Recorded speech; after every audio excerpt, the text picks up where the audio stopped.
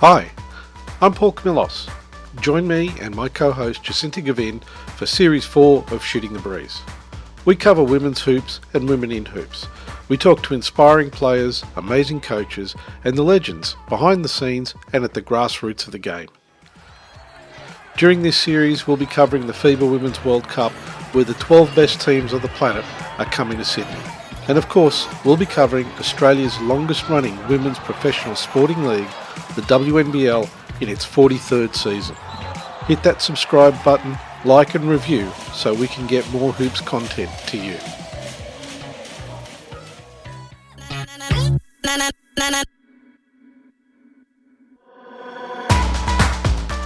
But obviously after my diagnosis and going through chemo and everything, it means a lot to spread awareness about it, and for men and women, especially like the chances of getting it when we're so young. It's obviously a small percentage, but it could be you, just like it was me. So I think it's important to spread that and for everyone to, make sure they check.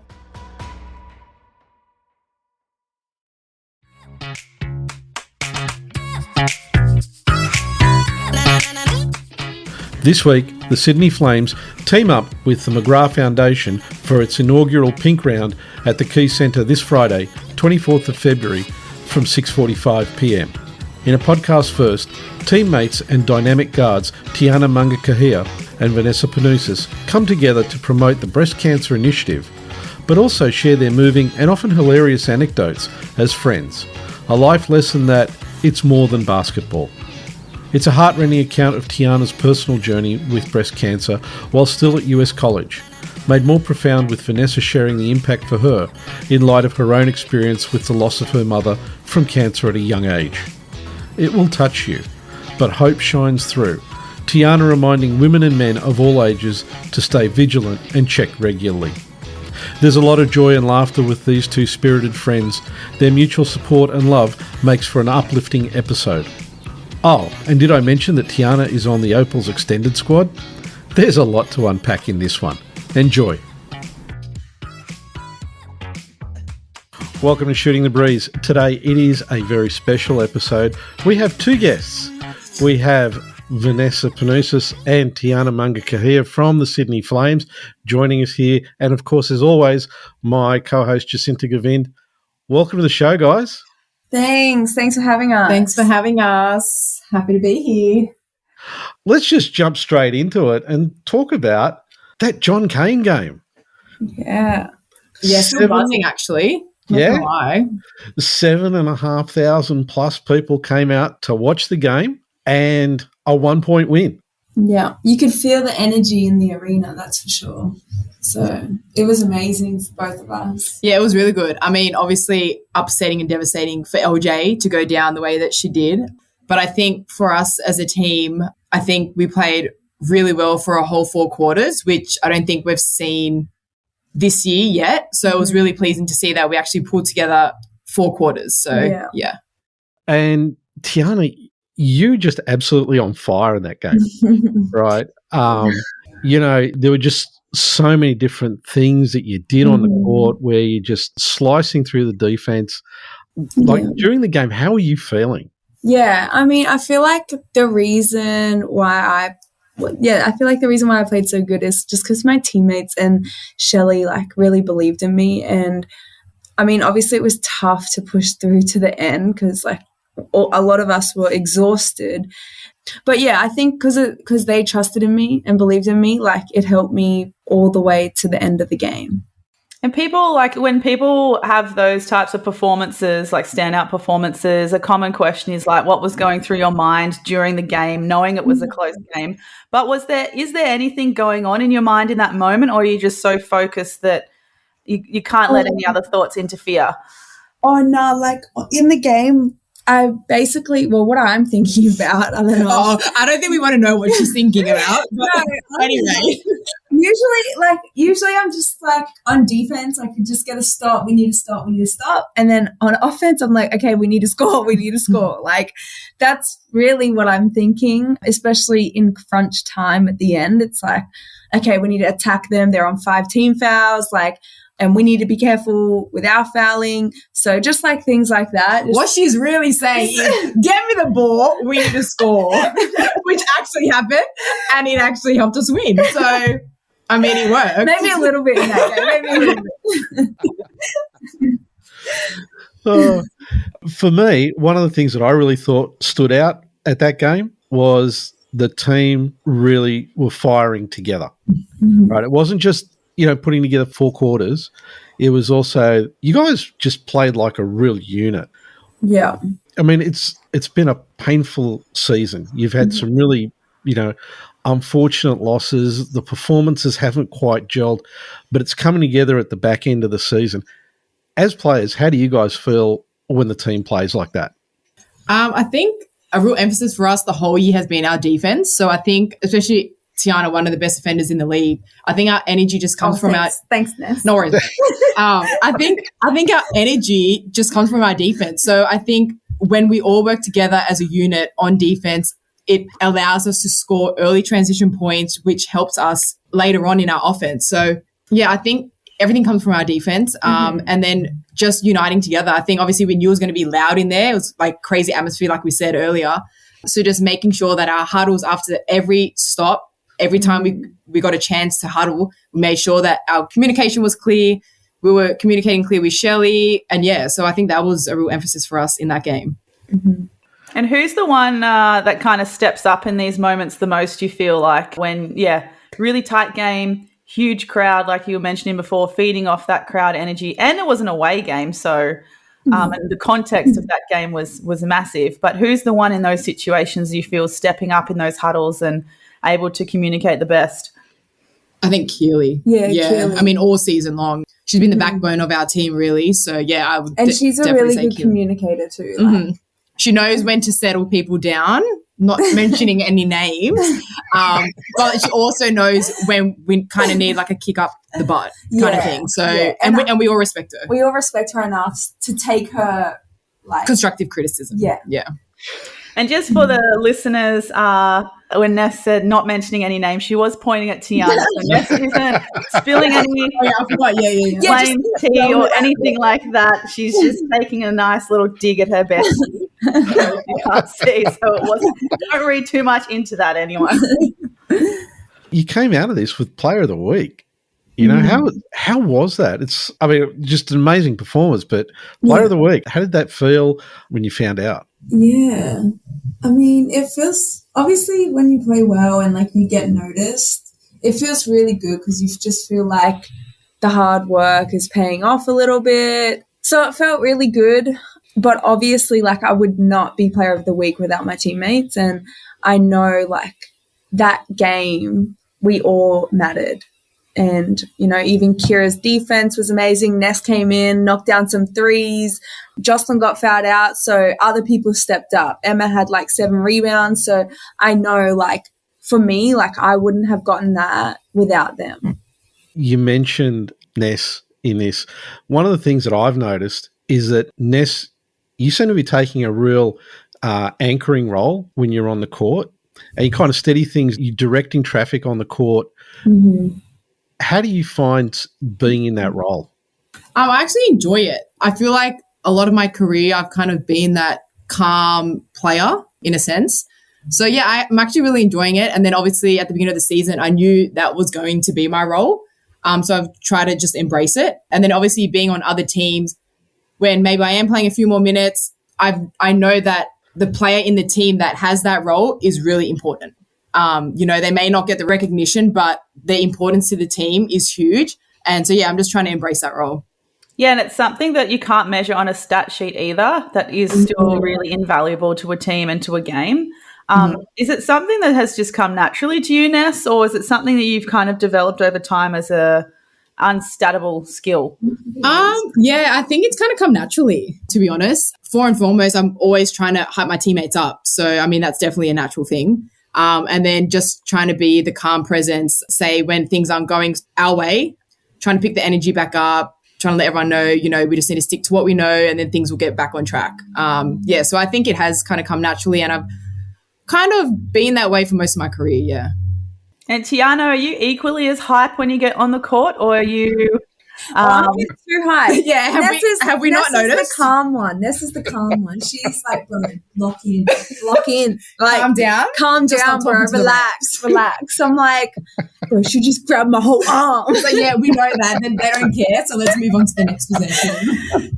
No, it's a good balance. You know, we need that. One last thing, talking about this JCA game before we kind of move on to other things. After the game, there were a lot of people who stayed so long that they actually had to throw everybody out of the arena. Yeah. Two things with that. First of all, Sammy W was there, previous pod guest, for such an amazing game.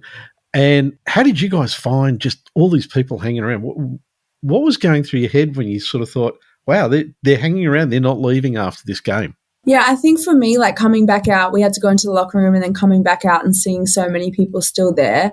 It obviously, I think in my mind, shows like the basketball community is really caring and they actually care about what we produce on the court. And because it was such a great game to be a part of, I think that's why a lot of people stayed back and waited, you know, came and spoke to us, asked for photos and stuff. So I think because of the game itself, that had a main impact on why people stayed back. Yeah, I think it's really important, especially the way that the women's game is growing, the fan engagement.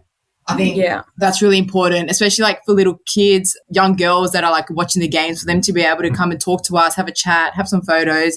I think it's really important to grow the game, especially the women's game. Yeah. Yeah, some of the feedback I got over social media from one of our lovely listeners who was also at the JCA game was how much the spectacle of, you know, having the biggest crowd in WNBL history attracted some fringe fans, but also kind of became a great situation to start conversations about.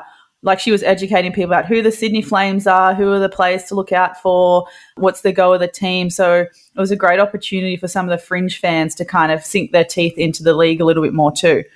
Yeah, definitely. Especially for us too, like meeting like different people after the game, like even if it's reporters or anyone really, just meeting them and seeing their face and talking. Because did you both grow up watching WNBL as well and admiring particular people and having that impact as kids? I did watch. I'm not going to say I was crazy about watching it, but I definitely did watch some games. I didn't really watch it at all. I didn't really watch like WNBL. I watched like C-ball because like Spartans had a C-ball team, so I'd go every week. I'd go to the C-ball games. WNBL, not really. But even going to your Spartans games is equally as important, because when we were growing up, we used to go to. I think even before it was ABA. Was it ABA? Yeah, even before it was ABA and then Warrantar and then NBL1. But even before it was ABA, it was called like CBA or something ridiculous. We used to go to just those games and just seeing our like homegrown talent play at that level. And you can see that pathway, so it makes it feel like it's a little bit more achievable. For sure, yeah. Let's move on, and we're going to take a slightly more serious turn here. The upcoming game is the breast cancer round. And, you know, obviously, Tiana, most people who are watching the WNBL know that you're a breast cancer survivor. What does this round mean to you, and why do you think it's important for the league to get behind something like this? Yeah, so I'd say it means so much to me. I think before I was diagnosed with breast cancer, we did breast cancer games in college, and I didn't really know like much about breast cancer, so I would just think it was cool that we got to wear pink, and that was basically it. But obviously after my diagnosis and going through chemo and everything, it means a lot to spread awareness about it, and for men and women, especially like the chances of getting it when we're so young. It's obviously a small percentage, but it could be you, just like it was me. So I think it's important to spread that, and for everyone to, you know, make sure they check, to make sure any lumps or anything, go to the doctors and get checkups, because, yeah, it could be you. Ness, what's your perspective here watching a friend who's gone through that? And how does that journey for you feel?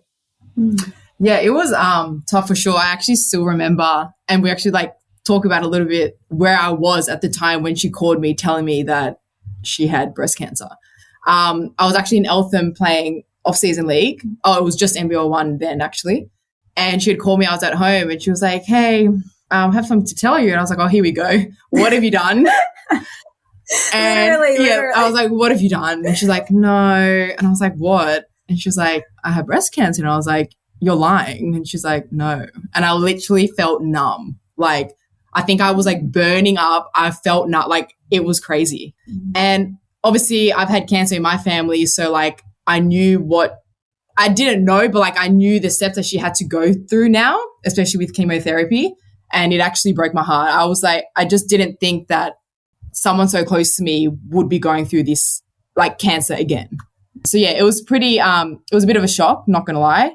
But yeah, it was actually devastating, especially not being able to be close to her. She was on the other side of the world. And then just like getting updates, seeing photos of her videos. And it was just crazy. Like she'd lost all this weight. And I'm like, is she going to get back to the person that she was? You know what I mean? Like you never know. And we're blessed that she has. And she's come on the other side even better. Yes, thanks. But yeah, no, it was really tough. It was really tough. I think especially because you were so young, Tiana, when you were diagnosed with breast cancer. Like you said, very rare to be diagnosed at that age. Yeah. And for people that age, you know, with their friends or themselves going through something that serious, it's hard to know how to handle it emotionally. You don't want to do something or say something that's going to like, you know, cause offense or is going to make the person upset. It's really hard to navigate, even if it's, you know, a death in the family or something really serious. When you're that age, you don't come across that stuff to be prepared for it like enough. So what would you say from each of your perspectives as a survivor and as someone, you know, supporting a friend going through it? What are some of the best ways that we can help, you know, support someone who's going through a cancer treatment? Yeah, I would say like for me, when I was going through it, I think it was really difficult with my friends because they were still going out and like I would try to go out with them, but I would get tired by like 9 o'clock. And so I'd get ready and everything and then I'd just basically go to sleep. But yeah, I would say as a friend to just kind of like be there for them. Sometimes maybe like don't go out and stay in with them. Obviously I was at college still, so like it was a bit different than like now, I'd say. But yeah, just to like be there for them and talk to them and make jokes. I mean, for me, like I made jokes about stuff like my bald head and like and like just like my little hairs growing back on my head like were fluff, and I was like so proud of the progress. But yeah, just like to be there, talk to them, watch movies with them. Yeah, I think I mean, obviously, because I was on the other side of the world, the only thing really that I could do was try and FaceTime, you know, send messages, just let her know that I was here if she ever needed a chat or if she was feeling down, lonely, any of that kind of stuff. Just always knowing that we're there for her. I think that's an important thing as well. Because I feel like when you are that person, if you are sick, they don't want to be a burden on other people. So just making sure, letting them know you are not a burden. Like, I'm here if you need anything. I think that's really important, And, like, also when you're going through something like that, your emotions, like I know for me, like my emotions would, like, change all the time. Like I didn't really know how to feel because, like, I'd try to not think about it and just live my life normal and I'd be okay. But then, like, obviously you think about it again and then you got to go back in for your next infusion. And then so I mean, for me, like throughout the whole process, like it was really roller coaster. Yeah, roller coaster. And like you're a little bit in denial of like what you're actually going through until I feel like after everything. And then I look back and I'm just like, oh my goodness, like I cannot believe I got through that. But yeah, I think it was really cool also how T documented the stages that she went through. I think that's really cool, especially just like now she can go back on and just see the progress that she's made. Yeah. And because I had a close friend who also had breast cancer at a young age. He was only 31.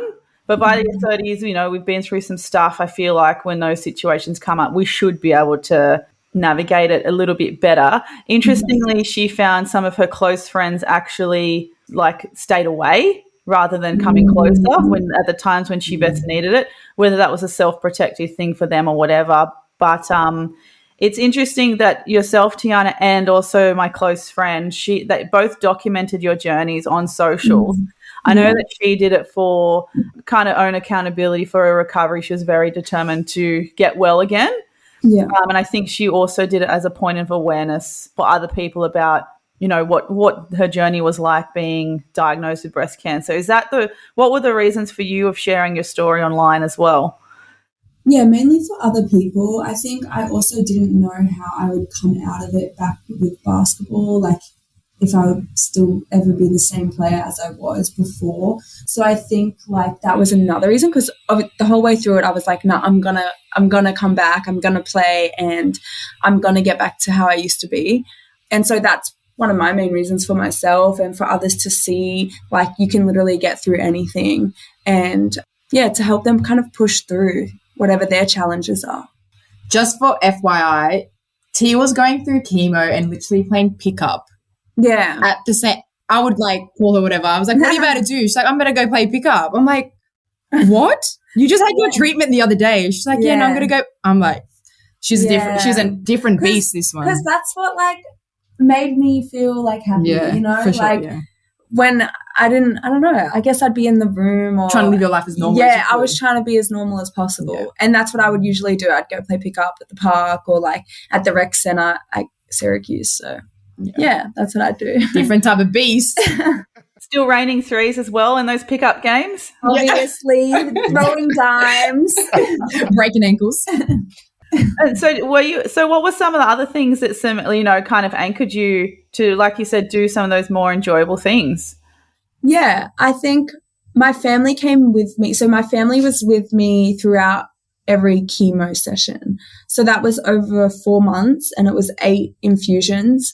And because they were there with me, I had some time, like I went to New York City with my brother and his wife one weekend, and then I went to see the Niagara Falls with them as well. So like I just kept doing different things, and then I was still studying, like I was still in classes and stuff. So try to keep my life literally as normal as possible, which helped me. But I also feel like now, like I kind of didn't feel my emotions when I was actually going through it. I just tried to put it to the back and keep living normal, where now I look back and I'm just like, holy crap. But yeah, just tried to live life as normal as possible.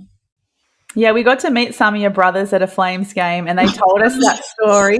Oh yeah, you were the photographer for the group. I was very happy to be the photographer. Caught some good moments of all of you guys together. Yeah. But yeah, they shared that story with us as well, how they went to visit you. They had like a roster every month of like coming to see you and being there with your treatments and things like that. Was there any reason why you chose to have your treatment in the US and not come home? Yeah, I think my main reason was I wanted to continue playing after I was sick.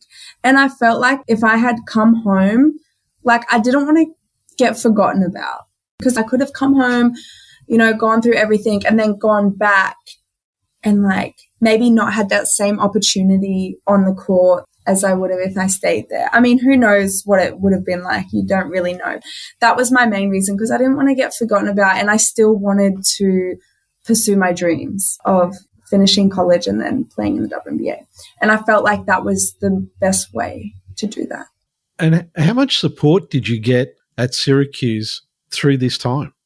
Yeah, I got so much support. I got letters almost every day. I got flowers. Especially when I had surgery, I had 2 surgeries. And so when I had those surgeries, my coaching staff at Syracuse was there for me so much. They'd come and check on me, text me, call me all the time. And I had my 2 best friends there as well. So they were like amazing. I think my tutor was even visiting me, bringing me cakes and dinners and stuff. So the support was amazing. And I still have a box that's full of cards and letters from people in Syracuse, people from actually all over America who have been through breast cancer, or that they're just thinking of me. So it was actually really amazing, yeah. You've talked about Syracuse a little bit, and one of the things that I've always found interesting, and it started off with Ness actually, was how you found when you first arrived in Syracuse, because it's a whole different place to what you were used to, and it's a big change. And how did you find that? So I went to junior college first in Kansas for 2 years. So it was a lot smaller. It was Kansas, so it was a country town. You had to drive an hour to get to the closest shopping center. But when I got to Syracuse, I guess it's the coaches and your academic advisor and everyone make you feel so comfortable that you kind of, well, for me, I kind of just adapt to the environment. And so I think that helped, that they were really welcoming, they were nice. It was a much bigger school, and a lot of my teammates were from New York City or Chicago, so it was a lot different to Kansas, country girls. It was different, and the snow, it was freezing. Oh, there was so much. When you think back, you're just like, what? Seriously, how did I do it? How did I live in that snow for 4 years?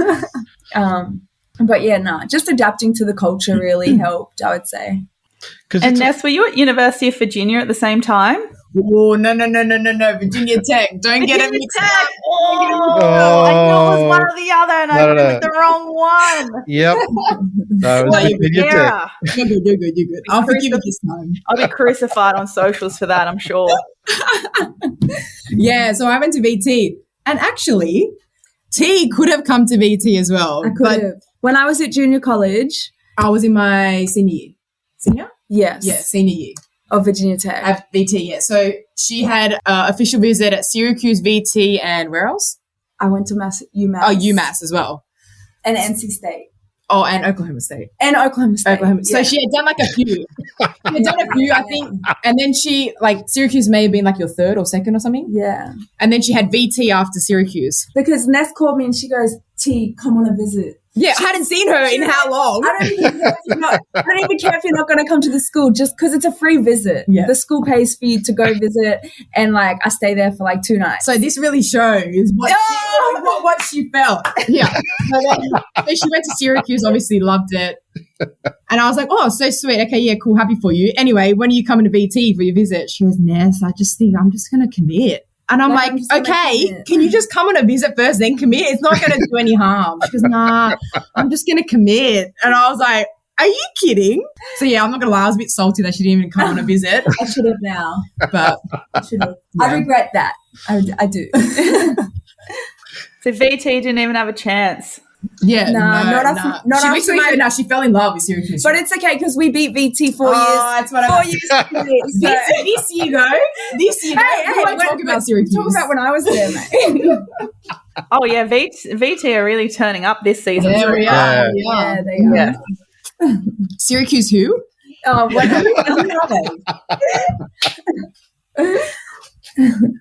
You mentioned Niagara Falls. Syracuse is closer to Canada than it is to New York City. Yeah. Right. What's it like up there? I mean, because most people think, they hear New York. It's like upstate New York. So there's a lot of lakes and there's a lot of trees. There's a lot of great description, Tiana. And there's wineries too. There's some nice wineries that you could go to. I never went to them, but I know some of my friends, families owned them, so it was really cool. But yeah, I don't know how to explain Syracuse. I guess most of the population in Syracuse comes from the university. So it's like a college town. It's actually beautiful too. And the buildings are amazing. No, the buildings are amazing, yeah. They're from really nice. They're really old. Ancient times. Yeah. But it's beautiful.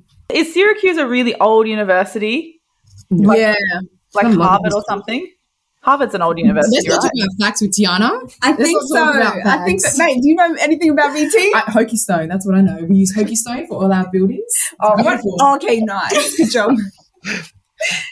The only thing I remember from that is that Ness was saying, yeah, we landed at a plane and then we drove for hours through trees. Oh, my God, seriously. I remember the hour drive to campus. And it was literally farmland. I was like, where have I ended up for the next 4 years? Yeah. But then literally after a week I was there, I Loved every minute. Yeah, same. Still to this day, we talk about, we're like, can we go back to college? Yeah, actually.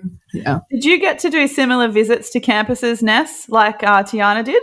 No. So I never went on a visit. So I was in year 12 and we had under 19s. So I had missed a lot of school already with like tours and all that stuff. And I wasn't the smartest kid in high school. So I'd already missed, I think, like 2 months of school. So I was like, I can't afford to miss any more school. Like I was already behind.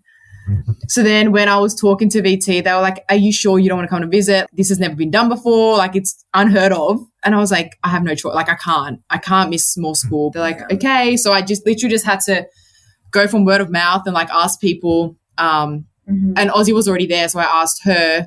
And then Damien Cotter was friends with our assistant coach and he was my in-Swiss coach. So then I obviously just spoke to him and like looked up a little bit online, but it was pretty much just asking people. Yeah. Wow. It was pretty crazy. That was the same as me with like my junior college. Like I didn't know anything about it except Kalani was basically like, T, you should go. And so I was like, okay. And then I went, off I go. Wow. So no big tours or anything. And did you have other offers other than VT, Ness, that you could compare? Yeah, so my top three were just VT, Washington State, and Fordham. They were the top three that I had to choose. Yeah. Wow. So Yeah. just going on trust of others and Seriously. I mean, like the best decision of my life in the end. But yeah, it was pretty scary, like going through it. Before leaving, I was like nervous and like, am I like really excited? I'm not sure. Like it was just like a mixture of emotions. It was crazy. Yeah. I didn't know what to feel really. And I feel like for me, like with Kansas, like I didn't even know what the person was going to look like when they picked me up from the airport. Yeah, me neither. I mean, it's actually wild. like, Yeah. I just literally just went there and I'm like, I actually have no idea who I'm looking for. All I was looking for was like something Virginia Tech. I'm like, and then they'd be like, oh, Vanessa. I was like, yep, here. Yeah. Yeah, And it's the longest drive ever from the airport to where you're going because you have no idea where you're going, how long it's going to take to get there. Looking at Can't farm, manage your time. I've never been on a farm. Yeah. I'm like, what? Funny. Yeah. One of the questions I've got for you, because we just recently spoke to a New Zealand player who went to a college in the US, and it was in the Midwest, and they had a rodeo team. Oh. So did your Kansas college have a rodeo team? We didn't have a rodeo team, but the club an hour away, the closest club to our college was called Club Rodeo. And there was rodeo happening And in Tiana the was club. there every night on the rodeo. No, that was not. But yeah, there was real bulls in the club, That's crazy. like people riding. But obviously in the- OH&S. What is it? No, because like it's all like a caged and stuff. Like it's not like there's bulls just riding. No, I know they're fake. I know, but like, No, they're real bulls. oh, real? But it's in a closed. Like, do you know what a rodeo is? Yeah, a real bull. Okay, that's not okay. Like, I thought it was like you know the ones that just like ride. That's what I thought. A mechanical bull. Yeah, she's thinking urban cowboy. Because that's in there was actual real bulls. that's in a club in Australia. Oh, in Adelaide. The Mate, I don't club. See, she goes No, out I too walked- much. She I goes walked out too past much. it. I walked past it and I looked to my right and there was a mechanical bull. A mechanical bull. I don't Mechanical bull was following you, Ness, not the other way around. That's it. Sorry. But I think, Tiana, it sounds like more of a work health and safety issue with having real bulls rather not than a mechanical bulls. sorry. Yeah. It was all caged. That sounds cagey. So, Ness, previously you said you kind of started to lose your passion for hoops for a while. Mm-hmm. How are you feeling about it now?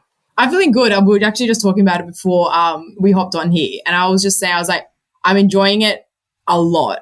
And I think it has to do with the people around me. So, yeah, so I'm back on track with enjoying the game, which I'm happy about. But, yeah, I think it has a lot to do with the people around me and I'm grateful for them every day. And you've signed up for the inaugural Comets team. Yeah. In the NBL 1. OG club. OG club. And Shelley's the coach, I believe? Yeah. So how are you looking forward to that? I'm really excited. I think we're going to be a young group. So I think obviously the first few games is going to be a bit figuring out what each other can do and all that stuff. But I think being a young group's exciting. Hopefully we're going to be young, athletic, up and down the court. You know, I think Shirley wants to play fast at a fast pace. So, yeah, I'm really excited, especially to meet some of the girls because I'm not going to lie, I don't think I've met everyone on the team yet. So, yeah, I'm really excited to start. And it actually starts in like 3 weeks, I think. So, yeah it's going to be here quicker than we think. But, yeah, now I'm pumped. Really excited. And what about you, T? You're playing for? I'm playing for Northside. Northside. In the, is it North League? That's it, mate. Yep. NBL 1 North. Conference, whatever. Oh, NBL 1 North. Yeah. So I'm excited. I played with them for the last 2 seasons and we've actually got a really good team this year. We have Courtney Woods coming and Nadine Payne is already there and AJ Johnson is there too. So I'm really excited. We have a new coach, so it'll be interesting to see how we go, but we should be really good and I'm excited for it. I think I heard, is it correct me if I'm wrong, the Spartans coach has moved to Northside. Is that right? Yeah. So Dwight someone. Sorry. Figure it out when you get there, I guess. Yeah. Hey, mate, Coach. What's your name again? Yeah. Dwight, Coach. nice to meet you. Yeah. I've only spoken to him once. Yeah, that's fair enough. Give me a break. I'm focused on WNBL right now. Oh, good answer. That's it. One game at a time. So one of the questions that we've been talking about is, how did you two meet? Oh my gosh, we met in 14 club nationals. Well, we didn't. Did we know When each we other? beat her? No, did we know each other then? No, I don't we think were just knew each other. No, but I think we like met after the game and just like would talk, but wasn't like close. And then we knew each other from the Australian development camps. No, from That's when we were like 15, so it was probably like a year later. Yeah, But then like we knew of each other from those club championships, like the under 14s. because Spartans and we played Comets. Comets. They played each other in Adelaide. Yeah. And then, the Oz camps, that's really where we became like, literally the Oz Literally. camps are like a week. Yeah, they were. And we they just were. And we were tied at the hip. Yeah. Pretty we much. just clicked. And then we both made the Oz 17s team and the Oz 19s. And because the under 17s, like that whole process goes for like 2 years. So we were together from like 15 to 17, like because you know how they have the Australian development camps and then that goes right into the 17s program. Yeah. So, it was pretty much from that. And then we'd play each other. for state. For state. So like Every year. Queensland, we'd play New South Wales. And I'm pretty sure we'd beat you every year except for the 1 year. Except for when we won under 18s. Yes, New South Wales Metro beat Queensland South, just for the record. In the grand in the gold medal match. Love that for us. I don't know how that happened. It happened though. I think the refs were wearing a Blues jersey. No. They were She's wearing a real good loser, isn't she? Yeah. She's a real good loser. Yeah, you're not talking about pretty it. much, so pretty much from that. And then, so we've known each other since we were like 14. That's crazy. And like I feel like we'd go 2 years one time without talking. Literally. Sometimes I'll be like, oh, hello. Like, I haven't spoken to you in like, over a year, easy. Yeah, maybe sometimes even 2 years. Like when I was at JUCO, my first year. I don't think I spoke to you. And she was at college for a long time, probably 3 years. And then we saw each other. Oh, that was crazy. I was catching a flight to JUCO and so I had to fly from Brisbane to Sydney. And then I was going back to VT. And I'm lining up to get on the plane and I'm like, oh my gosh, there's Ness. And I'm like, oh my God. We hadn't seen each other in like 4 or 5 years. Yeah. Yeah. So then our flights, we get to Dallas and both of our flights are cancelled. Cancelled. And then I had a friend that was living in Dallas and she knew her because she played in our state team for New South. And then her and her husband were living in Dallas. So I hit her up. I was like, hey, can I stay at yours for like a night? Because like we had like 18 hours or something. Yeah, in Dallas. Yeah. So we both stayed there. It was the funniest 18 hours of it. Like it was such a good time. And then after that, and then I came and visited T 2019. Yeah, 2019 at Syracuse. So I visited her there for like a week. But it's one of those friendships where like we literally could go 2 years, 5 years without maybe just little messages here and there, but without really talking. And then when we link up or when we see each other, we just spoke to each other the other day. Yeah. Which I think are like the best friendships, to be honest. But yeah, it's crazy how like now we're in each other's pockets and it's like 4 years ago, we hadn't spoken to each other for like how long? And we could have never dreamt of playing together in the WNBL, I reckon, like, because we're the same similar position. It's just, and you just never know where you would be. Like, to be in like to be in the same team is like crazy. And I remember when T had signed, and she was like, "Are you thinking of playing?" I was like, "I don't know what I'm doing, really." And she came to visit me in Brisbane. After I had just signed with the Flames. Yeah. And I was like, bro. And I was like, something could be in the works. Like, I'm not sure. And then it happened. And then here we are. I was like, bro, come play with me. I feel like that 18 hours in Dallas is a whole other secret podcast episode waiting to happen. Oh my God. It was so random. Good. Yeah. It was like the most random thing. And then actually I hadn't even seen my friend who was there, Demi, in a long time either. So it was like I was just seeing everyone after like 7 years. Little reunion. And any mechanical bulls in Dallas? No, we just stayed at the apartments in Dallas. The flight got us. You mentioned, you guys play very similar position. How do you find that works for you guys? Do you like feed off each other at practice, or does it get competitive? Or let's talk about practice. Let's talk about it. Not at practice, but in the games, yes. So I think why we play is because of juniors, Oz. Yeah. We started together for 17s, and like we just help each other out. Like sometimes I'll bring the ball up, sometimes she would bring the ball up. Growing up, like Ness could shoot really well. She still can. I think we obviously, but like she still can.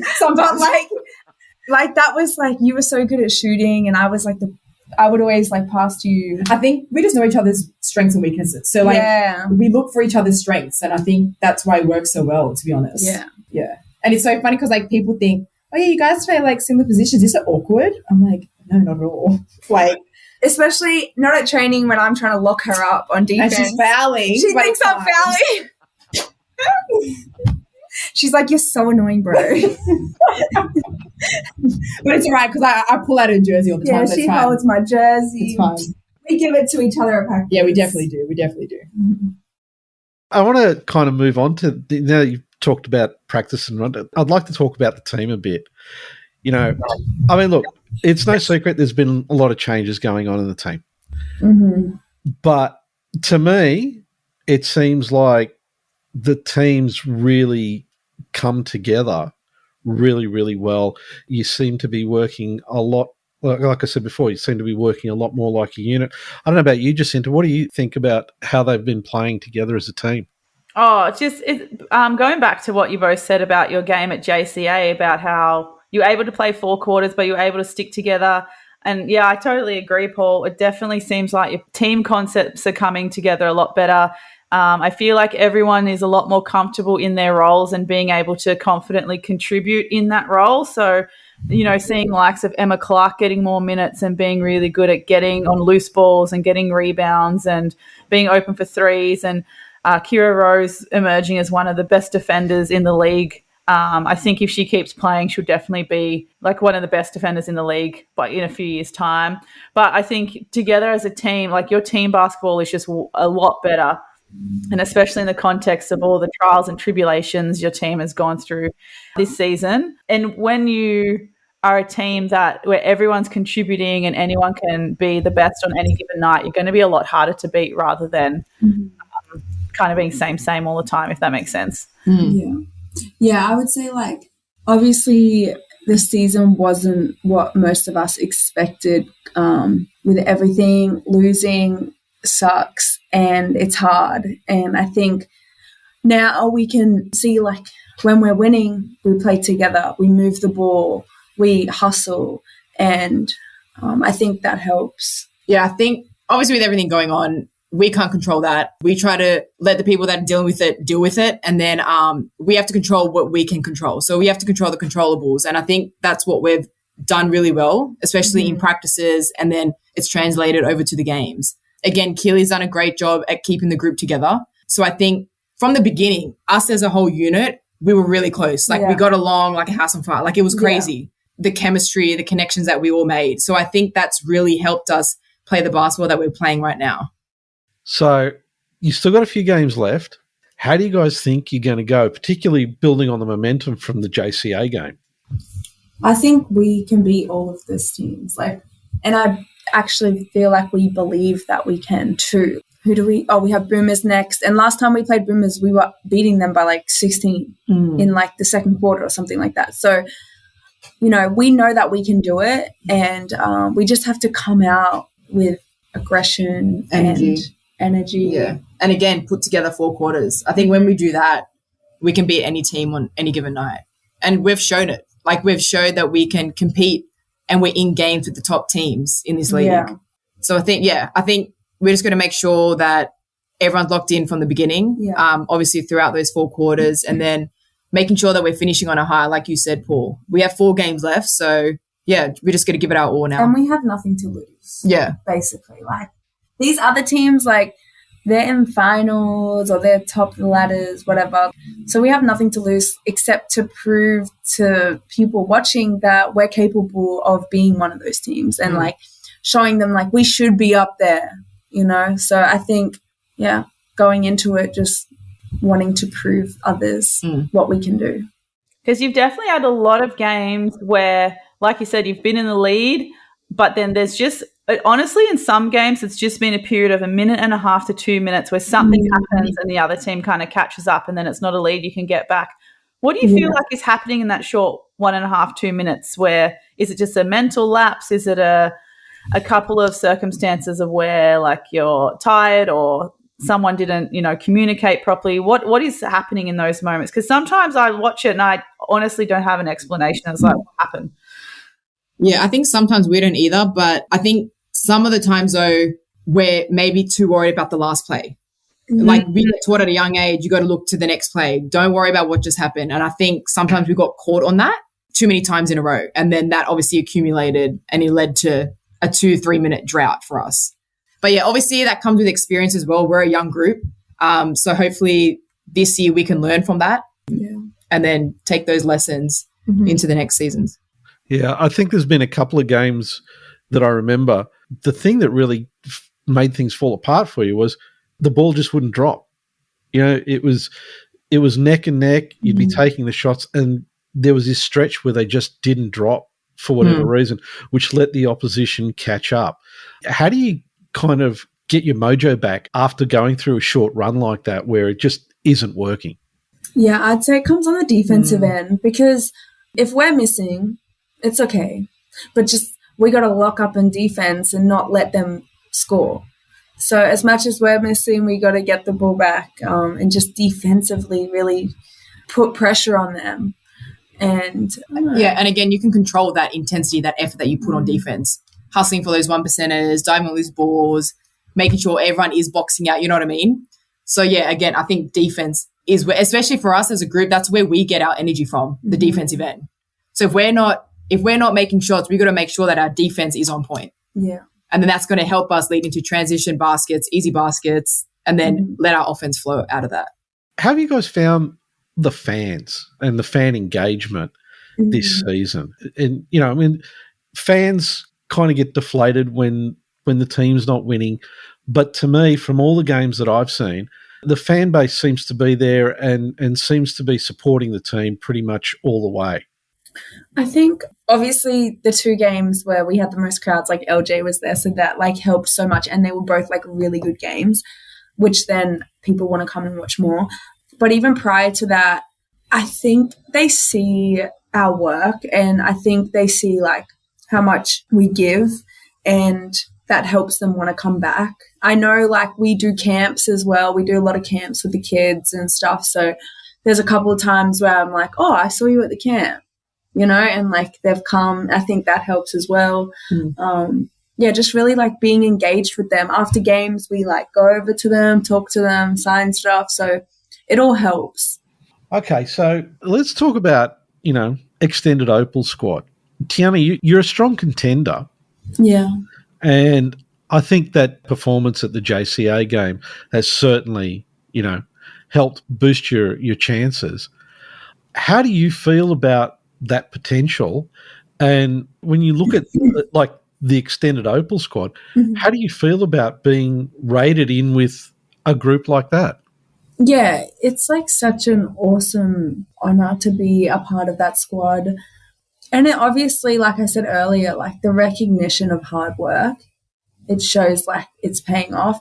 I also feel like going into the camp, I just need to focus on myself and like what I need to do to make sure that I'm prepared when I get there. So when I get there, like in my mind, like I know I've worked after the season ends, like I got about a month, a little less, 3 weeks before camp. So I know my preparation when I get there, mentally I'll be prepared and I can believe in myself, because I think when you prepare for something, like you have more belief and faith and hope that you will make it, or you will get there and you'll dominate, or you'll show them like what you can really do. So I think for me, like I just really need to prepare and focus on like the things that I need to work on. Have they given you any feedback yet of what to prepare for the next camp? Like, hey, we really like how you do X, Y, Z. Try and work on this part of your game before you get there. Not so much like that. They've told us like we have physical testing on the first day, and they tell us like what they're testing, and they'll send some workouts for my strength trainer here so that he can see like what I need to do to be ready for those tests. But yeah, that's not so much about basketball. It hasn't been much talk about that, but mainly just, I know after last camp I went to, which was like maybe like 2-3 years ago, the last camp that I went to, like Sandy told me like I need to get a more consistent shot, which I did. I feel like that's something I've worked on now, but not leading up to this camp, I haven't really heard any feedback. Now, physical testing for me going into any camp, I didn't make an Australian camp like both of you did. But as soon as you even said physical testing, I felt it viscerally. Like I already became anxious. Did you ever feel the same going into your Aussie camps going, all right, day one, physical testing? And when I still hear the do-do-do, like I just shut up. Oh my God, don't make me vomit. We had that preseason for Flames. We had to every do that. time. And the night before I can like barely sleep. I hate it. So you both still get this nervous reaction as well to when they say physical testing. I definitely do. Yeah, no. That's comforting to know that professionals feel the same way. You just into. Yes. Oh God, I used to psych myself out the beep test. Seriously, yeah. Yeah. I wish I could just get it out of my brain. Like just I don't want a memory of it. Yeah, I know. Oh. One of the things that's kind of really been interesting when we've been talking about having you both on is whenever we say, oh yeah, we're having Ness and Tiana on at the same time, we always get this reaction from people. It's like, you're going to do what? Really? Why is that? Yeah. Well, that's what I was going to ask you. Why do we get this reaction? Maybe it's from our TikTok. Maybe because we're really loud and annoying. And do you really want to talk to those two together for an hour? Shut up. We'll take up all the talking space. Seriously. So what do you guys like to do when you're away from the court? Me loving. No, you love to go to the beach. Yeah, the beach. I literally can just lie at the beach for hours. But Tiana always wants to be doing something. No, I like to go to the beach too, but like sometimes I get over it a little bit. But she's always on the go. She wants to. I'm just like, can we just chill at home? No, you're not a grandma. Can you get out of the house? No, I'm like that too. But sometimes I'm a homebody. Sometimes I just feel like, we're both single. Oh, we're both single. We can leave the house. We might meet someone. You never know. And anyway, so Tiana's learned that Sydney nightlife is not how she thinks it is. And it's a waste of time. So at least we've learned that. It's taken 6 months, but it's fine. It's better to just stay home. What was your expectation of Sydney nightlife before you? Yeah, I thought it would be like the Gold Coast? Or no, like even Brisbane nightlife is fun. Yeah, no, Sydney's not. Like, it's just, I don't know if it's because I'm getting older though. I'm just like, maybe we need to go to a library and we'll meet someone. I never thought I would hear the word library out of Tiana's mouth. Maybe we need to go to like a coffee shop. Oh, I'm down for that. I don't know. But yeah, the nightlife's not it. Just... Did disappointing, it sounds like. Yeah, a little bit. We may need to just go back to America for a few months. Maybe hit some clubs up over there. You might have to take up some kind of like new hobby maybe, and that can be a vehicle for meeting someone, you know, like some kind of like dance class or Actually, we were thinking of that. Yeah. Something creative if you want to attract a creative type. Yeah. Sounds like a good idea. Actually, let's note it down. Thanks, Jacinta. I'm not saying it's going to work, but we need all the help we can get. or thinking of strengths-based strategy, maybe in your off season you could just go down to the local court place and pick up and school some dudes. I know, because I don't want to hear that line. Oh, no.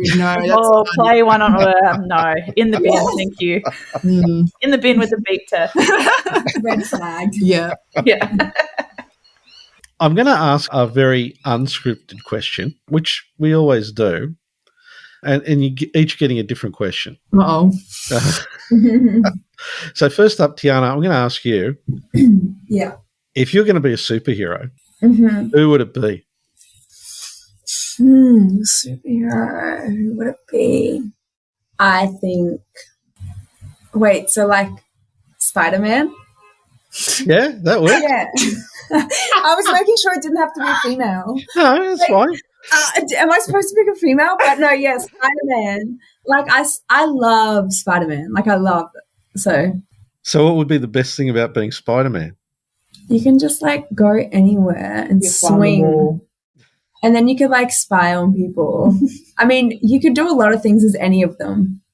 But, yeah, just love Spider-Man. Do you like the more recent Spider-Man movies with Tom Holland, or do you like the older ones with like Andrew Garfield or Tobey Maguire? Yeah, I like the older ones because that's what I watched growing up. I'm not really a Marvel me neither fan. at all. Wonder Woman. I've seen Wonder Woman and I really liked it. I don't think I've seen any of them too. Are you serious? Yeah, I'm not into. Yeah. Oh my gosh. Yeah, I think Wonder Woman's DC. So okay. Same thing, same superhero thing. Yeah. So that's a really interesting point. So, Ness, why haven't you seen any of these movies? The only ones growing up that I literally saw was Spider-Man and Superman. That's it. Batman? Yeah, like that's Batman? those yeah, Batman, but that's it. Like I am not into the Marvel movies at all. Yeah, no. Give me a good drama. Yeah, like a Ginny and George. Oh, love that. Give me a Blacklist. Or like The Notebook. Criminal Minds. Yeah, that's what I'm into. Not The Notebook. This lover child over here. Yeah, I don't know. I've just never never really been a fan. I mean, like, not that I haven't been a fan. I haven't really even watched them to begin with, so haven't given them a go. So a little bit more crime, espionage, kind of drama. Yeah. Sad movies. Love a good cry. Oh, I love a good movie that you can cry. Yeah, same. But yeah. So then, if you could be any movie character, Ness, who would you be? Liam Neeson. Oh, really? Taken, yes. Really? Yes. You'd be that character from Taken. Love him. That is so random. Yes. I would not have thought that. I love him. No. What the heck? Ew. Nah. Good luck. Oh, my Have you seen it? Yeah. It's so good. So good. Good luck. That's hilarious. You know who I would choose? I would choose Sandra Bullock. Oh, she's a badass. Yeah. She's a boss. Or Julia Roberts. Nah, Sandra Bullock's better. Any particular Sandra Bullock role? Salt? That's the one where she's on the train, on the bus. What's that one? No, that's Speed. Yeah, I knew it was an S. Speed. Speed. That's crazy. That's a crazy movie. Like, obviously, like The Blind Side. Oh, yeah. You know, like, she's so caring. Oh, Miss Congeniality. They're funny, yeah. Yeah. And then Julia Roberts off, oh my gosh, no. It's off.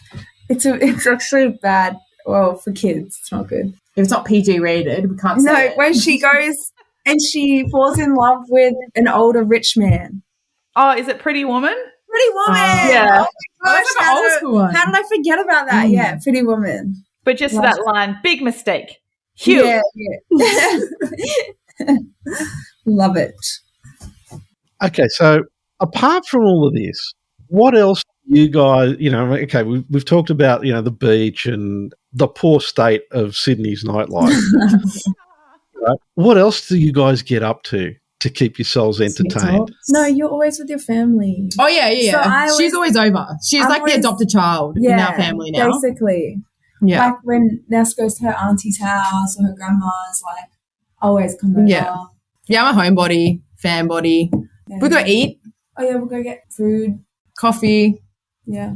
Found any good places? She picks me up in the morning sometimes when I'm too lazy to drive because she passes. Every day nearly. She passes our apartments and, like, probably like 10 minutes before I'm like, do I want to drive? No. I know the time when I'm about to get the message from Tiana. So would you like to suit me? Yeah, sure. Like, come pick me up. So. Yeah, I don't know. We just chill. We really don't get up to too much. When we haven't seen each other for like 2 days, we're like, oh my gosh. 2 days? What do you mean? It's like 12 hours. I'm like, what have you been doing? Because Tiana, what do you kind of like to busy yourself with? It sounds like we were talking about your on-court personas earlier, how Ness is really chill and anchoring, and Tiana, sometimes you might need some reining in. But it sounds like off-court, it's pretty similar. Like, are you someone that likes to be busy all the time, Tiana? I wouldn't say busy, like I want to have things to do all day, but as in, like, if I have spare time, like when in my spare time, like, I'll see what she's doing. I could probably chill for like an hour. And she's learning on enjoying her own company. No, actually, I love my own space. Don't get that mixed up. I love being alone sometimes. But what are you doing? It's all right, Tiana. You've been alone for half an hour. You can go longer. It's all right. Oh my gosh! Now you're making it seem like I don't know how to be alone. I love being alone. She can. I'm exaggerating a little bit. But yeah, nah. That is pretty much what it's like on the court as well. Pretty like doing stuff. Ness is pretty calm, chill. She's the poise, calm. I'm the mother on the court, and I'm the mother like, of the relationship. She's the mother, and she's the I'm child. What did we say before? We're dumb and dumber. We say we're dumb and dumber. Over there, remember, I was like, what were we talking about? Remember, I was like, you're the mother, and then I was like, oh, I'm the fun one, and she's the boring one. Oh yeah, like the fun parent. She's the fun parent. I'm the boring parent. Yeah, pretty much. All right, so I know you guys have sort of talked about wanting to do stuff together, outside of basketball. Oh yeah. What sort of things have you guys got in mind? Well, we just went on a little trip to Cairns. Yeah, that was so good. But yeah, we were thinking. This has been a whole season of thinking about this, and we haven't done much about it. I know. We were thinking of doing a clothing brand, and then also about probably like 3 months ago, we were like, how about we might do a podcast? But then we were like, I don't know if people think that we're annoying and won't listen to us. And that's when we saw you, Paul, and Mary, and we told you guys, you're like, oh my God, that would be awesome. But then, we definitely need like a mediator. If we do a podcast, we need someone to like tell us to shut up. Yeah. To keep us in line, and to control how much we're talking. Yeah. But those two things have definitely been on our mind of starting up. Haven't done much about it, but we've been thinking about it and brainstorming some ideas. Yeah. I think the podcast is probably a given in terms of content and flow and format, which would be sounds like it would be pretty loose. Yeah. Very loose. Yeah. But it would be about like life. Yeah, it's not going to be about anything like basketball. It's just going to be like life stuff, random. Yeah. I don't know why. We have. No, we definitely have some names. We do have some names actually. Oh no, not for the podcast. For the clothing. Oh, for the clothing, yes. Clothing. What kind of aesthetic can we expect from this clothing line? It's streetwear. Yep, good. T's going to bring the tech. I've got the style. Ness has the style. I have the style. So T will do like the photos. She can do the photos. She can do the technology stuff. I'm bad with social media, so she can do all that. I can try. Yeah. But we actually have good ideas for the clothing. Yeah. It's just like us starting it up. Yeah. Yeah, it would be a good opportunity to get it off the ground because you know how much I do like how the Flames, I mean, some people might not like it, but I like how the Flames do the photo shoot of your everyone's outfits getting to the game. Yeah. Love that stuff. So big potential for you to start wearing your own. I know. Those walk-in moments. Yeah. So that's definitely been on the radar for like probably 8 months now. Gosh, maybe even almost nearly a year. It's nearly a year, yeah. So we just need to get onto it. Yeah. Ness is the boss. I'm just the... She's just here for the loss. I'm the assistant. Guys, thanks so much for your time. It's been a blast. It's been a lot of fun, and really looking forward to the breast cancer round and seeing you guys at the game. And obviously there's a whole lot of things that you've got planned coming up as well, which will be really interesting to keep an eye on. And I don't know, I'd love to have you both back again because it's been so much that was fun. awesome. Thanks for having us. The breast cancer game is on the 24th of Feb. So we want to see everyone in pink. Pink. Come support. Absolutely. And we want to see as big a turnout as possible. For sure. Yes. Because have you officially partnered with the McGrath Foundation as well for this round? Yeah. Awesome. That's so good. Fantastic. Thanks, guys. Thanks so much for having us on. We'll speak with you soon. Sounds good. Okay.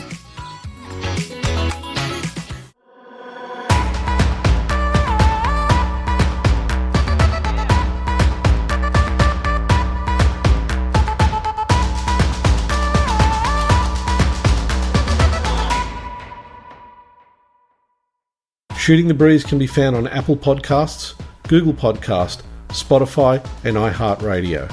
Don't forget to subscribe and share the podcast with all your friends.